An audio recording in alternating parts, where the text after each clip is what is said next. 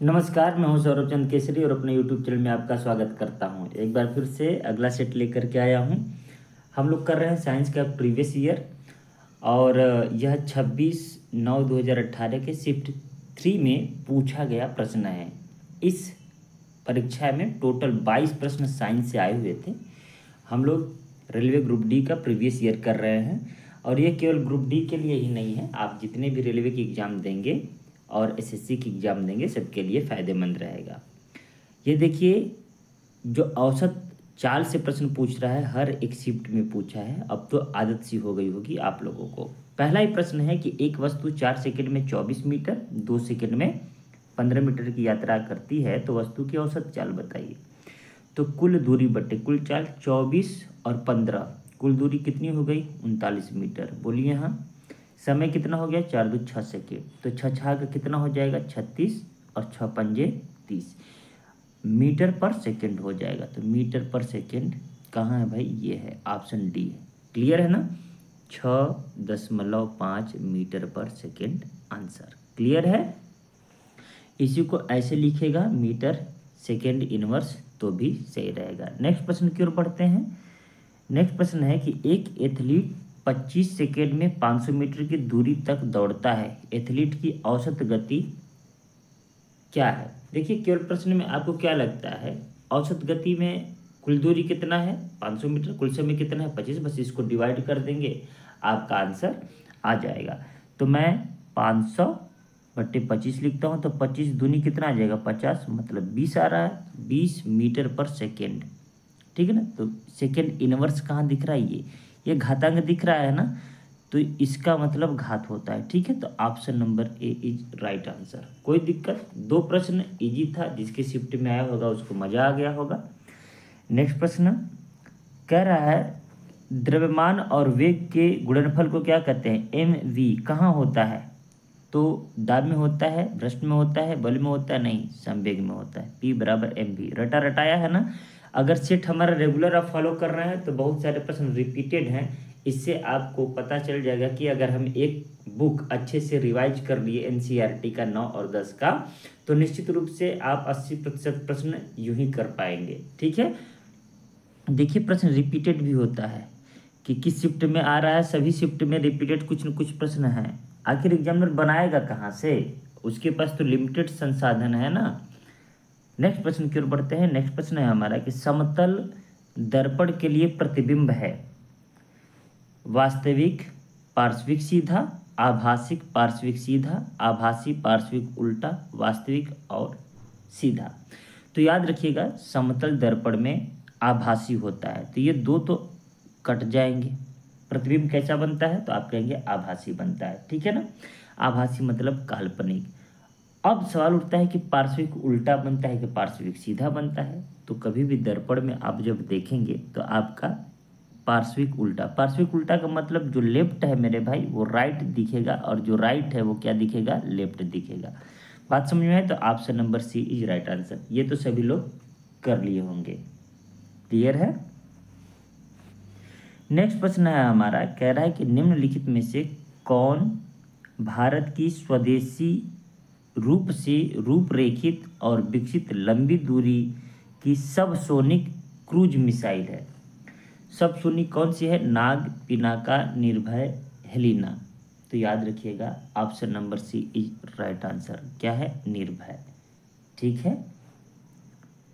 ये आपका science and take में भी आ सकता है प्रश्न। ठीक है ना, कि भारत की स्वदेशी रूप से रूपरेखित और विकसित लंबी दूरी की सबसोनिक क्रूज मिसाइल कौन है, तो आपको याद रखना है निर्भय। उसका क्या नाम रहेगा, निर्भय। आगे बढ़ते हैं नेक्स्ट प्रश्न की ओर। नेक्स्ट प्रश्न बोल रहा है कि थायरॉक्सिन के संश्लेषण के लिए आवश्यक है। तो थायरॉक्सिन के संश्लेषण के लिए आपका आयोडीन आवश्यक होता है। चार ऑप्शन दिया है, आयरन, कैल्शियम, हेलिना और आयोडीन। तो आयोडीन आपको याद रखना है। ठीक है ना, थायरॉक्सिन के लिए क्या है, आयोडीन। आपको पता होगा कि यहीं से थायरॉक्सिन हार्मोन्स स्रावित होता है। थायरॉक्सिन हार्मोन्स होता है एक, थायराइड ग्रंथि के बारे में पढ़े होंगे, वहीं घेंघा रोग हो जाता है आयोडीन की कमी से, है ना। तो आगे बढ़ते हैं। इस थायरॉक्सिन के संश्लेषण के लिए आयोडीन आवश्यक है। कह रहा है कि मेंडेल के, देखिए मेंडलीफ नहीं है, ये मेंडेल हैं, आनुवंशिकी के जनक ग्रेगर जॉन मेंडल। तो मेंडेल के नियम केवल तभी लागू होंगे जब जनक शुद्ध अभिजनन है, जनक कूट प्रधान है, वर्ण आवर्ती है और ऑप्शन डी वर्ण जुड़े हुए हैं। तो इसमें याद रखना है आपको, जनक शुद्ध अभिजनन है तभी यह लागू होंगे, ठीक है ना। मेंडल का नियम आपको पढ़ना है, पढ़ लीजिएगा। मैं बता देता हूँ कि इनके 3 नियम थे। 3 नियम में एक प्रभुत्व का नियम था, हो सकता है मैं पूरा न लिख पाऊँ, एक प्रभुत्व का नियम, ठीक है ना, नीचे नियम समझ लीजिएगा। दूसरा नियम था अलगाव का नियम। किसका नियम भाई? अलगाव का नियम, मतलब इसी को हम पृथक्करण का नियम कहते हैं, ठीक है ना, इसी को क्या कहते हैं? पृथक्करण का नियम। तीसरा था स्वतंत्र वर्गीकरण का नियम। क्या है? 3 नियम याद रखना, स्वतंत्र वर्गीकरण का नियम। ये 3 नियम किसने दिया था? ग्रेगर जॉन मेंडल ने। इनको आनुवंशिकी का जनक कहा जाता है। इन्होंने मटर के पौधे पर क्या किया था? अपना प्रयोग किया था, मतलब इनका सफल जो प्रयोग हुआ था वो मटर के पौधे पर हुआ था। इससे प्रश्न पूछा गया है और पूछता है, ठीक है ना, तो याद रखिएगा। नेक्स्ट प्रश्न की ओर बढ़ते हैं। नेक्स्ट प्रश्न है हमारा कि यौगिक में एक क्रियात्मक समूह OH है। ये OH क्रियात्मक समूह में बताया हूँ, OH किसका होता है? एल्कोहल का, और इसका जो होता है वो ऑल जोड़ते हैं, OL ऑल, जैसे CH3OH। तो ये क्या है? एक C है तो मेथेन बोलते हैं, तो मेथेनॉल, मेथेनॉल हो जाएगा। अगर C2H5 है और OH है तो एथेनॉल हो जाएगा। इसी को एथिल एल्कोहल, इसको मेथिल एल्कोहल। एक C है तो मेथ, 2 C है तो एथ, 3 है तो प्रोप, 4 है तो ब्यूट, 5 है तो पेंट, 6 है तो हेक्स, 7 है तो हेप्ट, 8 है तो ऑक्ट, 9 है तो नॉन और 10 कार्बन है तो डेक बोलते हैं, ठीक है ना। क्लियर है? याद रहेगा। मैं थोड़ा थोड़ा बता देता हूँ। कार्बोक्सिलिक समूह का अगर आपसे पूछ दे तो देखिए एल्कोहल का OH हो गया। एसिटिक अम्ल, ये तो कोई क्रियात्मक समूह नहीं है, इसमें क्या है? COOH होता है क्रियात्मक समूह, यही है कार्बोक्सिलिक अम्ल का समूह, ठीक है ना। एथेनोइक, इसी का नाम एथेनोइक भी है, इसमें ओइक जोड़ते हैं, ठीक है ना, तो आपको याद रखना है। एल्डिहाइड का पूछ दे, CHO, इसमें अल जोड़ते हैं, इसमें ऑल जोड़ते हैं, ये वाला OL, और इसमें अल जोड़ते हैं, ठीक है, कोई दिक्कत। नेक्स्ट प्रश्न की ओर बढ़ते हैं। नेक्स्ट प्रश्न है हमारा, क्लास 10th में भी दिया है, NCERT में पढ़ लीजिएगा। जब सोडियम सल्फेट समाधान बेरियम क्लोराइड के विलयन के साथ मिलाया जाता है तो क्या बनता है? ये पूछ रहा है। देखिए रासायनिक अभिक्रिया से पूछ रहा है, ठीक है ना। आपके पास ऑप्शन है, बेरियम सल्फेट बनता है, सल्फर डाइऑक्साइड बनता है, कोई प्रतिक्रिया नहीं होती, बेरियम क्लोराइड बनता है। तो यहाँ पर ऑप्शन क्या हो जाएगा? ए, बेरियम सल्फेट। अब ये मुझे कैसे पता? आपको भी पता हो जाएगा। बेरियम सल्फेट का फार्मूला क्या होगा? देखिए BaSO4, बेरियम, सोडियम सल्फेट है ना, एक मिनट, ये सोडियम सल्फेट है, Na2SO4। बेरियम क्लोराइड है तो BaCl2, ये बेरियम क्लोराइड।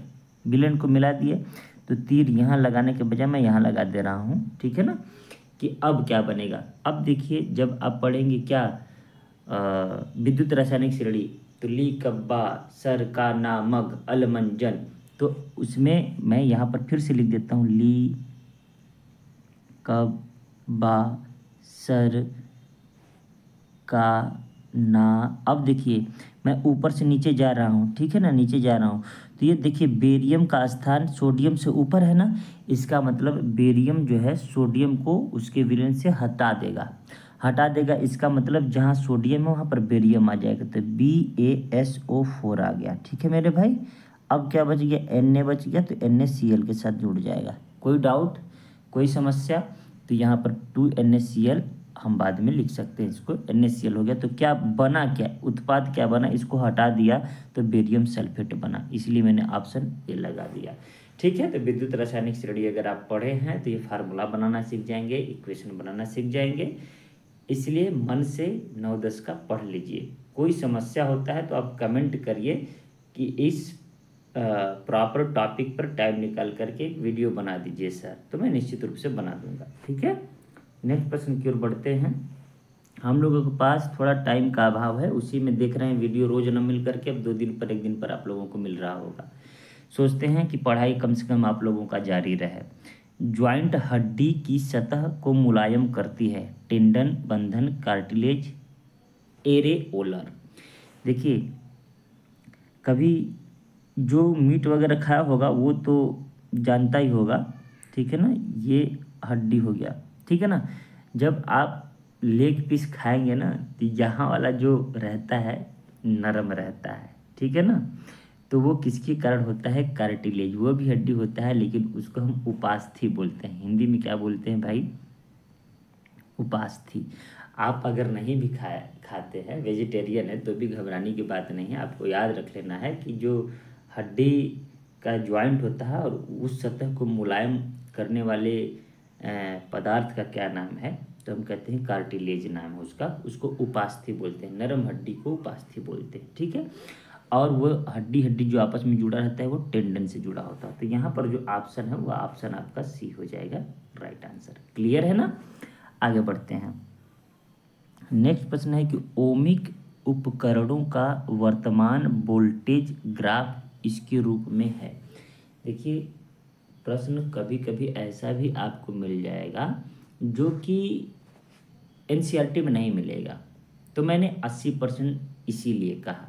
अगर आप 80% भी करते हैं तो बहुत अच्छा है, पढ़ करके अगर 80% करते हैं तो बेहतर आप रिस्पांस आपको मिलेगा। ठीक है ना, तो इस प्रश्न को आपको याद रख लेना है। जब ऐसा आए तो मैं कह देता हूँ डायरेक्ट आंसर इसका कि रैखिक ग्राफ क्या है। देखिए, हर एक सवाल आपको एनसीईआरटी में मिल जाए ये पॉसिबल नहीं है, ठीक है। तो अब यहाँ पर क्या है, ये भी मिल जाएगा लेकिन आप कितना समझ सकते हैं। ओमिक उपकरणों का मतलब समझते हैं, ओम के नियम से संबंधित, ठीक है ना, ओम के नियम से संबंधित बात कर रहा है, उसको बोलते हैं ओमिक उपकरण। ओम का नियम क्या है कि स्थिर ताप पर किसी चालक में प्रवाहित होने वाली धारा चालक के सिरों के बीच विभवांतर के समानुपाती होती है। पढ़ें कि नहीं, V प्रोपोर्शनल I। अब यही जब प्रोपोर्शनल हटता है तो R प्रतिरोध हो जाता है, तो IR। यही पढ़े कि नहीं, ओम का नियम है कि नहीं। तो यही है इसका आंसर कि ओमिक उपकरणों का जो वर्तमान वोल्टेज ग्राफ है उसे रैखिक ग्राफ के रूप में प्रदर्शित किया जाता है, याद कर लीजिएगा। ठीक है, जब कोई टीचर पढ़ाता होगा तो निश्चित रूप से इसको जरूर पढ़ाता है, ठीक है ना, तो याद करिएगा। नेक्स्ट प्रश्न की ओर बढ़ते हैं। नया प्रश्न लगे तो नोट भी करते चलिए। नेक्स्ट प्रश्न है कि कैल्शियम सल्फेट हेमीहाइड्रेट, हेमी का मतलब समझ लीजिए कि आधा, ठीक है ना, हेमी का मतलब आधा, मोनो का मतलब 1, बाई का मतलब 2, ठीक है ना, डाई का मतलब 2, ठीक है ना, ट्राई का मतलब 3, टेट्रा का मतलब 4, पेंटा का मतलब 5, हेक्सा का मतलब 6। अब आप कंफ्यूज हो जाएंगे। देखिए, जब सी की काउंटिंग होगी, C1, C2, C3, तो इसमें हम क्या करते हैं, मेथ, एथ, प्रोप, ब्यूट, इसमें भी पेंट आता है 4-5 के लिए, फिर हेक्स 6 के लिए। लेकिन जब हम किसी परमाणु की बात करते हैं जो सिंगल हो, अगर आधा है तो हेमी बोलते हैं, ध्यान से सुनिएगा, फिर मैं इसको हल करता हूँ। अगर सिंगल है तो मोनो कहते हैं। जैसे एक एग्जाम्पल देता हूँ, CO कार्बन मोनोऑक्साइड, मतलब ऑक्सीजन 1 है। CO2 कार्बन डाइऑक्साइड, तो अगर 2 की संख्या हो कोई परमाणु तो डाई बोलते हैं। अब ये देखिए HNO3, इसमें 3 है ना, तो इस ऑक्सीजन को क्या कहते हैं, ट्राई ऑक्साइड। बात समझ रहे हैं कि नहीं। अगर नहीं समझ में आएगा तो Al2O3 में डायरेक्ट लिख देता हूँ, तो डाई एल्युमिनियम ट्राई ऑक्साइड।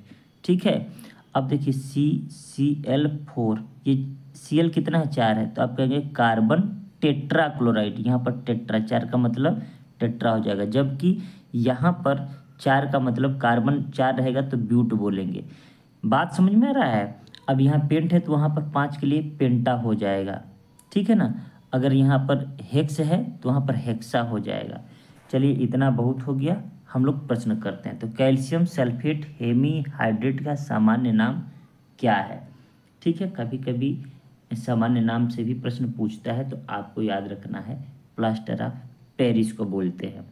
अब जिसको नहीं पता है वो तो नहीं कर पाएगा, जिसको फार्मूला पता है वो निश्चित रूप से कर लेगा। देखिए क्या होता है, CaSO4 इंटू हाफ H2O, यह है प्लास्टर ऑफ पेरिस का सूत्र। अब देखिए हाफ H2O है ना, हाफ है मतलब इसी को हेमी बोलते हैं।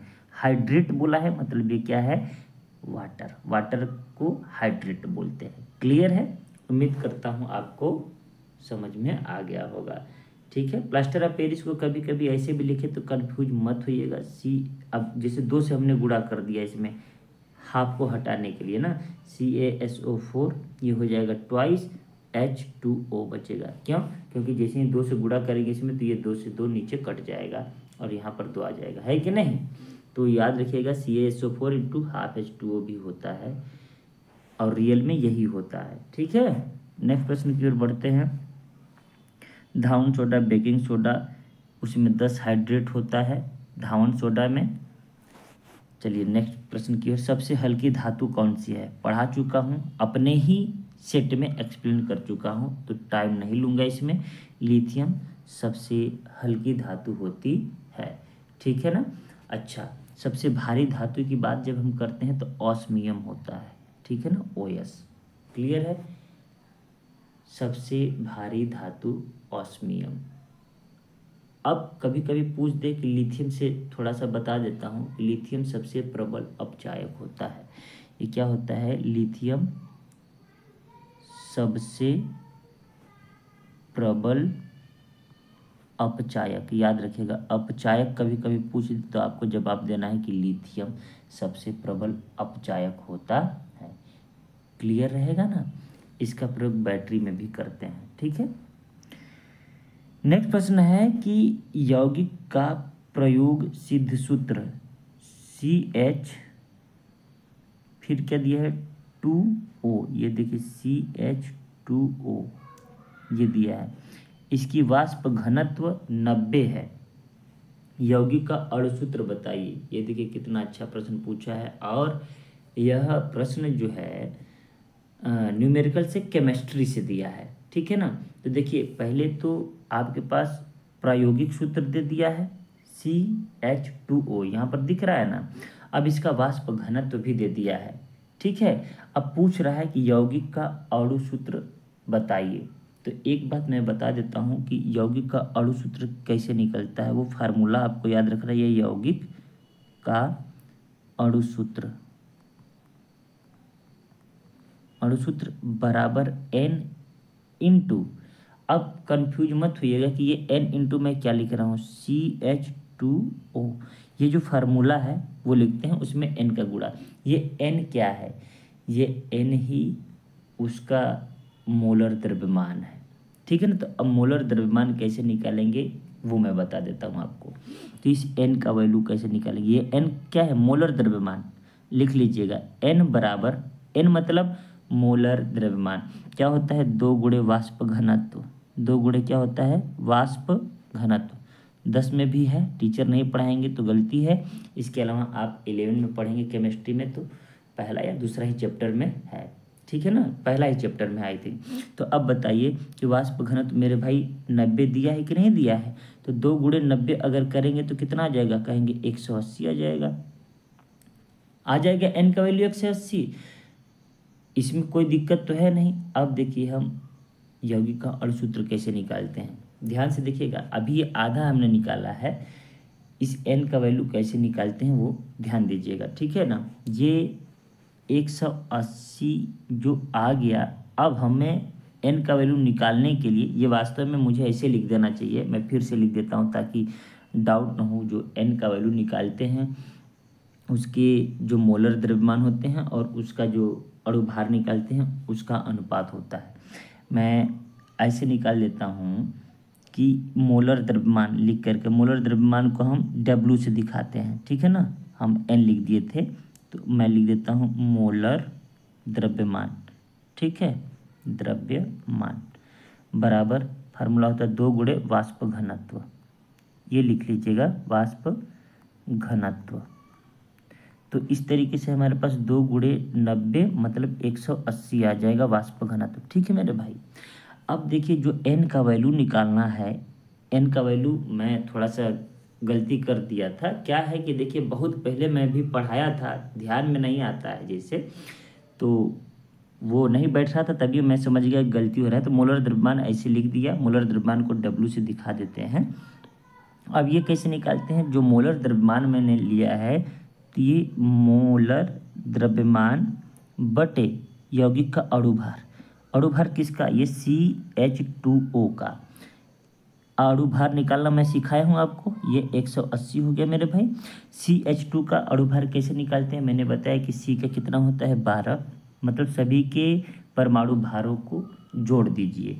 तो देखिए यहाँ पर लिख के फिर मैं मिटा दूंगा CH2O, तो कार्बन का कितना होता है 12, इसका 1 होता है लेकिन ये 2 बार है तो 2 लिख दिया, और इसका कितना होता है 16, 16 2 18 12 30, मैंने 30 लिख दिया, 3 6 का कितना आया 18, मतलब आपको एन का वैल्यू आ गया 6, ठीक है ना। अब जो आणविक सूत्र है वो कैसे निकल जाएगा, यहाँ लिख देता हूँ अणु सूत्र बराबर, अणु सूत्र बराबर हमने क्या बताया था भाई, एन गुणे जो दिया है हमारा, ठीक है ना, जगह नहीं है यहाँ पर, आप भावनाओं को समझिएगा।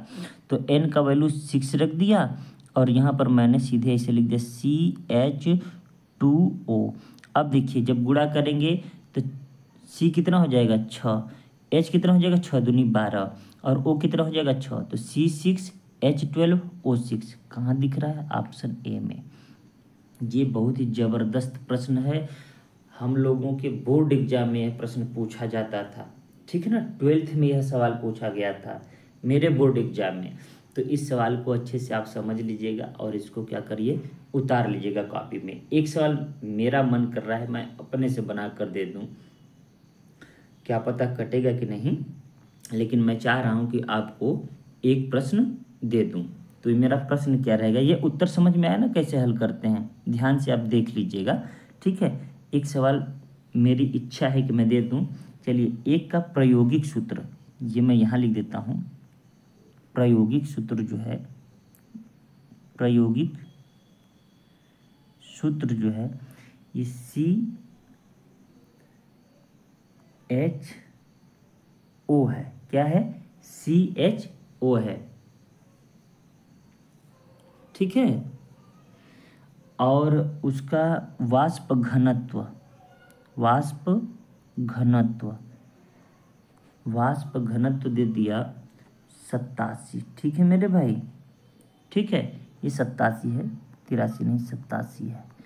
अब उसका अणु सूत्र आप बताइएगा, अणु सूत्र बताइएगा, कमेंट में ज़रूर करिएगा कि इसका अणु सूत्र क्या है, ठीक है, आपको कमेंट करके आंसर देना है, ठीक है मेरे भाई।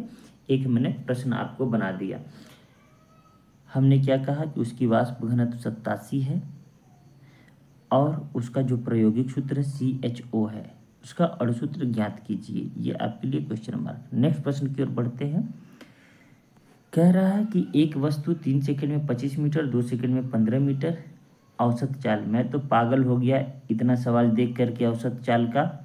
चलिए ये भी होमवर्क है आपके लिए 15 नंबर का। नेक्स्ट प्रश्न कह रहा है जब परिपथ में कई प्रतिरोधी को श्रृंखला में जोड़ा जाता है, श्रृंखला मतलब समझते हैं सीरीज में जोड़ा जाता है, ठीक है, तो प्रत्येक प्रतिरोध के पार विद्युत धारा का मान होगा, घट जाता है, बढ़ जाता है, समान रहता है, आधा हो जाता है। तो इसका सही आंसर हो जाएगा option number B, is right answer, मतलब समान रहता है। तो ऊपर नीचे हो गया है, कोई दिक्कत नहीं है, ये क्या है, समान रहता है। ऐसा सवाल हम लोग कर भी चुके हैं, है कि नहीं। देखिए श्रृंखला में जुड़ने का मतलब ये देखिए, ठीक है ना।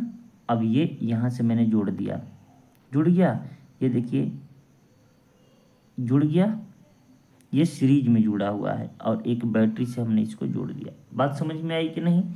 श्रृंखला में मतलब यह होता है कि एक सिरा उसके दूसरे सिरा से जुड़ा रहता है। अगर हम कहीं से कटें तो पूरा का पूरा लाइट बंद हो जाता है। एक सवाल मेरे बीपीएससी में आया था अभी, जब मैंने दिया था कि जो रोड पर जो लाइट लगी होती है वो किस क्रम में जुड़ी होती है, श्रेणी क्रम में कि समांतर क्रम में।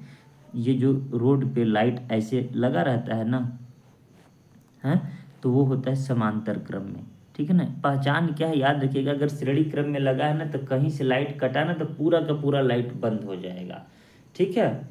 एक तरीका याद रखिएगा। नेक्स्ट प्रश्न की ओर बढ़ते हैं। नेक्स्ट प्रश्न कह रहा है हम लोगों का, ये देखिए बहुत ज़बरदस्त प्रश्न है, इसको थोड़ा सा छोटा मैं कर देता हूँ नहीं तो नहीं आ पाएगा। ये देखिए, चलिए धीरे धीरे मैं कर दूंगा इसको ऊपर नीचे। निम्नलिखित तत्वों के समूह की विशेष विशेषताएं हैं। 3 बातें लिखा है कि ये सभी तत्व धातु हैं, ठीक है ना। ये सभी तत्व हाइड्रोजन गैस बनाने के लिए पानी के साथ प्रतिक्रिया करते हैं। इन सभी तत्वों की संयोजकता 1 है। देखिए तो अब यह कौन से तत्व हैं, कौन सा ऑप्शन सही है, क्या हैलोजन, क्या अल्कली मेटल, कि एल्काइन, या ऑप्शन नंबर 4 ये अल्कली मेटल एवं हैलोजन समूह, कौन सा है। तो देखिए मेरे भाई, संयोजकता 1 दिया है कि नहीं दिया है। तो संयोजकता या तो 7वें वाले का है या तो पहले वाले का है वर्ग का। तो 7वें वाले में अधातु है तो ये तो होगा नहीं हैलोजन, बात समझ रहे हैं। तो हैलोजन समूह 2 खत्म हो गया। अब एक है अल्कली मेटल धातु और एक है अल्काइन मेटल धातु, ठीक है ना। तो याद रखिएगा अल्कली कौन है, पहले वाले को बोलते हैं। तो option number B is right answer, ठीक है ना। अल्कली मतलब क्षारीय धातु, अल्काइन मतलब क्षारीय मृदा धातु। मैं थोड़ा सा एक्सप्लेन भी कर देता हूँ कि जो पहला वर्ग है फर्स्ट ए मतलब वर्ग ए, ठीक है ना मेरे भाई। इसको बोलते हैं अल्कली धातु मेटल, मतलब क्षारीय धातु, ठीक है। अच्छा, दूसरा को अल्काइन बोलते हैं, अल्काइन मतलब क्षारीय मृदा धातु, ठीक है ना, क्षारीय मृदा धातु बोलते हैं, ठीक है। और जब लास्ट में 7th ए से आएंगे, मतलब 7th ए का मतलब 17 नंबर में, उसको हैलोजन बोलते हैं। जब हम 6A में आएंगे मतलब 16 में, जिसमें ऑक्सीजन है, सल्फर है, ठीक है ना, से सेलेनियम हो गया, टी है कि नहीं है। तो आप देखेंगे इनको बोलते हैं कैल्कोजन या चैल्कोजन, ठीक है। इस तरीके से जब आप आवर्त सारणी पढ़ेंगे तो सभी का नाम आपको याद रखना होगा। इसीलिए मैं कहता हूँ बार बार आवर्त सारणी को पढ़ जाइए, ठीक है। ये सवाल समझ में आया होगा कि एक ये पूरा का पूरा इंस्ट्रक्शन दे दिया था, ये तीनों गुण किस में होते हैं, तो आप कहेंगे कि अल्कली मेटल धातु में, ठीक है ना, अल्कली मेटल समूह में। नेक्स्ट प्रश्न है हमारा, थोड़ा अब इसको बड़ा कर सकता हूँ, आपको समझने में आसानी होगी।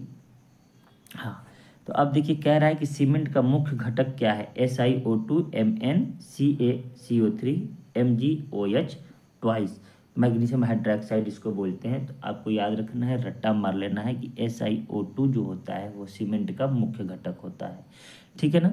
सीमेंट में बहुत सारी चीज़ें पाई जाती हैं, लेकिन जो मुख्य घटक की बात हम करते हैं वो आपके पास SiO2 होता है, ठीक है ना।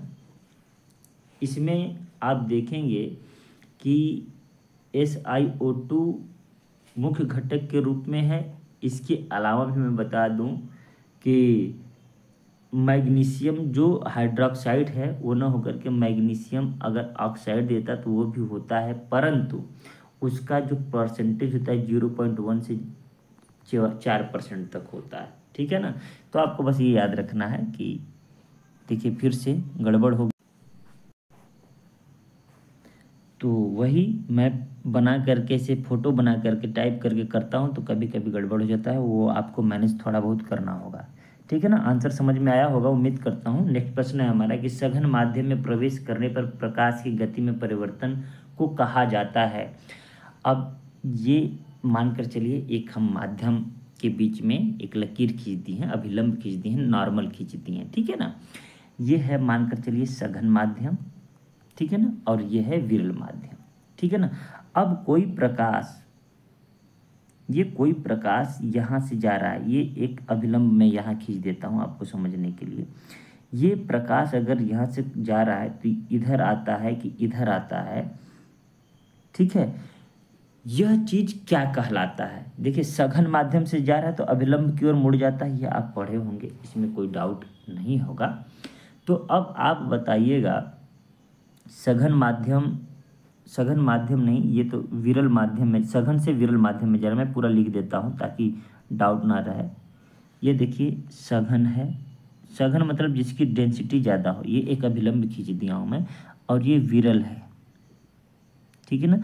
मतलब इसकी घनत्व इससे ज़्यादा है, ये कहने का मतलब। ठीक है ना। इसकी घनत्व क्या है? इससे ज़्यादा है। अब जैसे ही कोई सघन माध्यम में प्रवेश करता है, मतलब कि यहाँ से चल रहा है। ठीक है ना। मैं चित्र गलत बना रहा था, प्रश्न को नहीं ढंग से पढ़ा कि सघन माध्यम में प्रवेश करने पर, तो जब ये प्रवेश करेगा मेरे भाई तो याद रखिएगा अभिलंब की ओर झुक जाता है। ठीक है ना। कोई दिक्कत? जब विरल माध्यम, या विरल मैंने नीचे लिख दिया, किताबों में अक्सर ऊपर रहता है तो कंफ्यूज मत होइएगा, बस वो चीज़ें याद रखिएगा कि जब प्रकाश की किरण विरल से सघन माध्यम में जाती है तो अभिलंब की ओर झुक जाती है। ठीक है ना। यही उल्टा क्या होता है, अगर सघन माध्यम ये है, सघन माध्यम से विरल माध्यम में जाएगी तो अभिलंब से दूर भागेगी। ठीक है ना। तो इसको हम क्या कहते हैं आप बताइए? ऑप्शन ए आपतन कोण, परिक्षेपण सूचकांक, अपवर्तन सूचकांक, परावर्तक। तो उम्मीद करता हूँ सभी लोग लगा दिए होंगे कि अपवर्तक कहते हैं। ठीक है ना। प्रकाश का अपवर्तन यह कहलाता है। इस गति को, इस परिवर्तन को अपवर्तक सूचकांक कहते हैं। ऑप्शन बी है, ऊपर नीचे हो गया है लेकिन हमें आंसर पता होना चाहिए कि अपवर्तन कहते हैं, अपवर्तन है तो अपवर्तक सूचकांक। और ये तो मुझे लगता है सभी लोग कर दिए होंगे। कह रहा है कि कुछ पौधों की जड़ों, उपजी और पत्तियों की डॉट डॉट डॉट खाली स्थान है प्रक्रिया के माध्यम से नए पौधों में विकसित होते हैं। विखंडन, एकाधिक विखंडन, वनस्पति उपचार और उत्थान। तो याद रखिएगा यह वनस्पति प्रचार इसको बोलते हैं। बहुत ही नया प्रश्न है तो ये इम्पॉर्टेंट के रूप में मैं 3 स्टार लगा देता हूँ आपके लिए। इसको राइट डाउन कर लीजिएगा कि वनस्पति प्रचार कहाँ है, तो ऑप्शन नंबर बी में है। यही होगा आपके लिए राइट आंसर कि जो पौधे हैं, कुछ पौधों की जड़ों, उपजी और पत्तियों की वनस्पति प्रचार प्रक्रिया के माध्यम से नए पौधों में विकसित होती हैं। ठीक है ना। आगे बढ़ते हैं। नेक्स्ट प्रश्न है कि 30 किलो द्रव्यमान की एक वस्तु को 10 मीटर पर सेकेंड का एक समान वेग से स्थानांतरित किया जा रहा है तो वस्तु की गतिज ऊर्जा आपसे पूछा है। अब बताइए काइनेटिक एनर्जी का कितना बार रटा चुके हैं हम? mv², है ना। द्रव्यमान कितना दिया है? 30। तो किलोग्राम में दिया है कि नहीं? जी बिल्कुल दिया है, तो ज्यों का त्यों रख देंगे। अब जो वेग दिया है मीटर पर सेकंड में देना चाहिए, दिया है सर, तो 10 10 में 100 मैं डायरेक्ट लिख दे रहा हूँ। पूछिए क्यों? 10 का स्क्वायर लिखना है, v का स्क्वायर। तो अब ये करूँगा तो 50 आएगा। 5 तिहाई कितना होता है? 15। 15 पर कितना जीरो? 2 जीरो, तो जूल, 1500 जूल। ठीक है ना। 1500 जूल ऑप्शन डी में एक ही आंसर है। उम्मीद करता हूँ ये प्रश्न आपको बहुत ईजी लगा होगा और समझ में आया होगा। आज का अंतिम प्रश्न है कि ऊतक हमारे मुंह की आंतरिक अस्तर को बनाता है। कैसा बनाता है भाई? सिलिकेट कॉलमर एपिथेलियम या स्थिरीकृत स्क्वैमस एपिथेलियम, सरल स्क्वैमस एपिथेलियम या कॉलमर एपिथेलियम। तो जो मुंह का आंतरिक स्तर है हमारा, उसको सरल स्क्वैमस एपिथेलियम बनाता है। मतलब सरल स्क्वैमस एपिथेलियम ऊतक से हमारे मुंह का आंतरिक स्तर बनता है, ये याद रखिएगा, ठीक है। तो इस तरीके से हमने, अब ये जब पढ़ेंगे ना तो क्लास 9th में दिया हुआ है एनसीईआरटी में, ठीक है ना। मैं बार बार एनसीईआरटी का नाम क्यों लेता हूँ? क्योंकि आज के एग्जाम के लिए एक, जैसे रामबाण कहिए या फिर ब्रह्मास्त्र कहिए, वो है एनसीईआरटी, ठीक है। तो आज हम 22 प्रश्न कर चुके हैं। उम्मीद करता हूँ आज का भी सेट आपको पसंद आया होगा। अगर पसंद आया है तो वीडियो को ज़्यादा से ज़्यादा शेयर करें, वीडियो को लाइक करें, पूरा वीडियो देखें। देखिए एक बात मैं बताना चाहता हूँ, एक वीडियो जो है शायद मेरा 12 नंबर का सेट 12, उसको बहुत प्यार मिला। हमें लगता है कि हम लोग तो 10-5 व्यूज वाले हैं, 10-20-30 व्यूज आ जाता है तो उतना ही में खुश रहते हैं। उसमें आप देखेंगे 600 से ज़्यादा व्यूज आया है। हालांकि लोग ड्यूरेशन कम है, देखे नहीं है पूरा, लेकिन एक बार उसको ज़रूर, जैसे ओपन करना होता है ना, करते मतलब यूट्यूब मेरे वीडियो को पहुंचाया है ज़्यादातर लोगों के यहाँ, यह देखकर बहुत अच्छा लगा। हालांकि वही जो तीसरा नंबर का है उस पर कम 10-20 लोग देखे होंगे, 30 लोग, है ना। लेकिन ये 12 नंबर का सेट बहुत ज़्यादा लोगों तक पहुँचाया है। और हम लोग जल्द से जल्द 600 की फैमिली होने वाले हैं। 599 सब्सक्राइबर हो चुके हैं। हो सकता है ये वीडियो जब आप देखें तो 600 की भी फैमिली हो जाए। तो उसके लिए आप सभी को दिल से बहुत बहुत धन्यवाद। आप लोग पढ़ते रहिए और पढ़ने से या मेहनत करने से घबराइए मत। सफलता का कोई शॉर्टकट नहीं होता है। जिस दिन सफल होंगे उस दिन ये जितना भी संघर्ष है आपका, वो उस दिन याद आप करेंगे तो काफ़ी खुश होंगे कि आप किस प्रकार से पढ़ाई की है, कैसे मेहनत की है। चलिए आज के लिए इतना ही, मिलते हैं नेक्स्ट वीडियो में, तब तक के लिए नमस्कार।